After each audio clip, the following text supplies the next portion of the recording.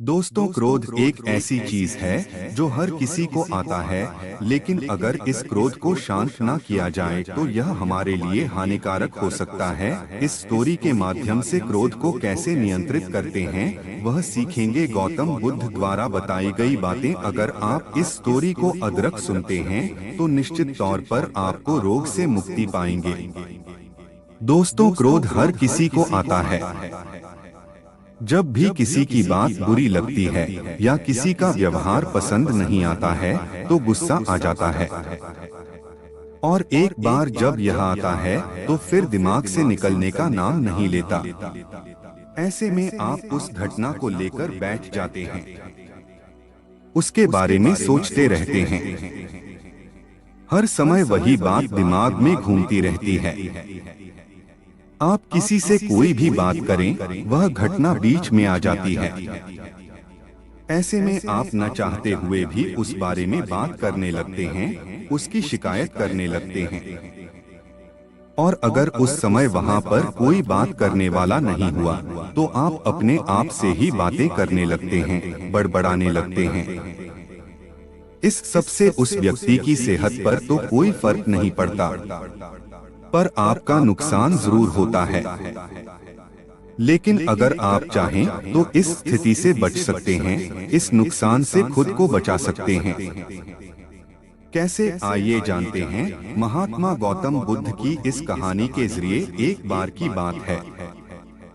एक गांव में गौतम बुद्ध का प्रवचन चल रहा था।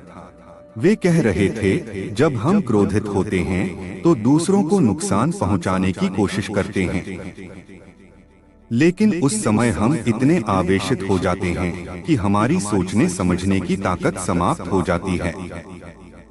इसलिए क्रोध में हम सही निर्णय नहीं ले पाते और अपना ही नुकसान कर बैठते हैं। बुद्ध की उस सभा में एक गुस्सैल स्वभाव का व्यक्ति भी शामिल था। उसे बात बात पर गुस्सा आ जाता था। आज भी वह अपने परिवार वालों से झगड़कर आया था, और उस समय भी उसके दिमाग में उथल पुथल मची हुई थी। इसलिए उसे बुद्ध की बातें अच्छी नहीं लग रही थीं। उसे लग रहा था कि जैसे बुद्ध उसे डांट रहे हों, सबके सामने उसकी बेइज्जती कर रहे हों। इससे उस व्यक्ति का क्रोध भड़क गया। वह अपनी जगह से उठा और बुद्ध के पास जा पहुंचा। इससे पहले कि कोई कुछ समझता, उसने बुद्ध के मुंह पर थूक दिया। यह देखकर वहां मौजूद लोग भड़क उठे और उस व्यक्ति के बारे में बुरा भला कहने लगे। लेकिन बुद्ध अभी भी अपनी जगह पर शांत बैठे हुए थे। उन्होंने अपना चेहरा पोंछा और बोले, क्या बात है वत्स, तुम्हें कुछ कहना है? उस व्यक्ति ने बुद्ध की बात का कोई जवाब नहीं दिया। वह बिना कुछ कहे वहां से चला गया। यह देखकर एक व्यक्ति से नहीं रहा गया। उसने बुद्ध से पूछा, महात्मन, उस मूर्ख व्यक्ति ने आपका अपमान किया और आपने उसे कुछ नहीं कहा। उसकी बात सुनकर बुद्ध धीरे से मुस्कुराए और फिर बोले, तुमने शायद उस व्यक्ति का चेहरा नहीं देखा। वह बहुत परेशान लग रहा था। मुझे लगता है कि वह किसी चिंता में घिरा हुआ था। इसलिए ऐसे व्यक्ति परेशान व्यक्ति को क्या दोष देना। बुद्ध पर थूकने वाला व्यक्ति सभा से उठने के बाद अपने घर चला गया। वह दिन भर बेचैन रहा। उसे अपनी करनी पर पछतावा होता रहा। रात में भी वह सो नहीं पाया और बेचैनी में इधर उधर करवट बदलता रहा। अगले दिन वह फिर से बुद्ध की सभा में गया। वहां पहुंचते ही वह बुद्ध के चरणों में गिर पड़ा और रोने लगा। यह देखकर बुद्ध ने पूछा, क्या हुआ वत्स, तुम क्यों रो रहे हो?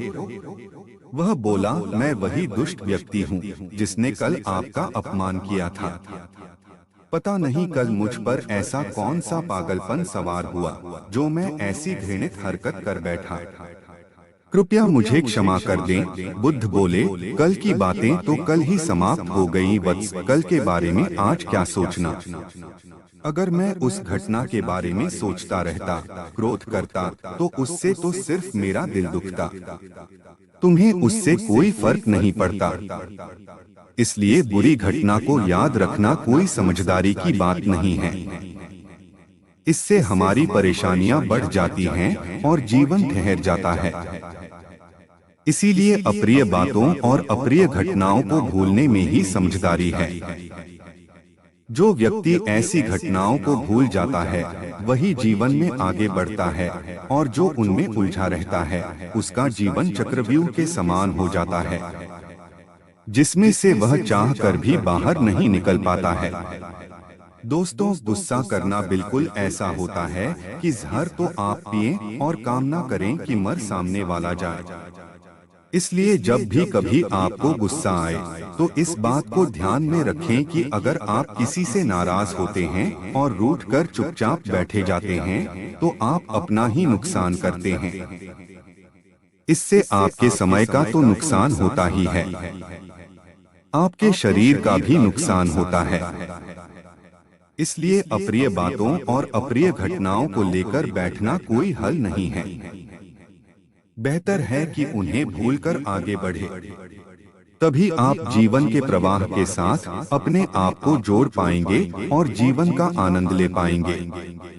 हम में से ज्यादातर लोग यही समझते हैं कि हमारे दुखों का कारण कोई दूसरा व्यक्ति है, और जब हम ऐसा मानते हैं तो हम अपने स्वनियंत्रण की कमी और अक्षमता को अनदेखा कर रहे होते हैं।